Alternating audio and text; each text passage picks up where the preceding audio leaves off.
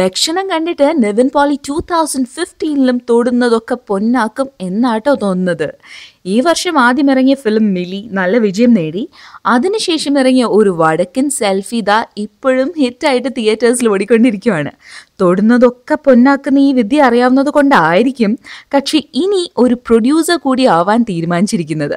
കഴിഞ്ഞ വർഷം നിവിൻ പോളിക്ക് ഒരു കിഡിലൻ ബ്രേക്ക് കൊടുത്ത ഡയറക്ടറാണ് എബ്രഡ് ഷൈൻ.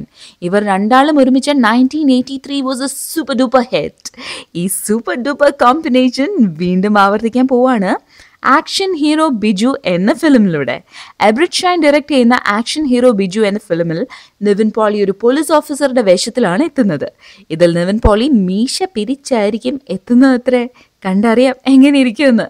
കുട്ടനാടിൻ്റെ ബാക്ക്ഗ്രൗണ്ടിൽ നടക്കുന്ന ഒരു ചെറിയ ഫിലിമായിരിക്കും ആക്ഷൻ ഹീറോ ബിജു. ഈ ഫിലിമിലേക്ക് ഇപ്പോൾ ഒരു പുതുമുഖ നായികയെ അന്വേഷിക്കുന്ന തിരക്കിലാണ് ഇതിൻ്റെ ക്രൂ.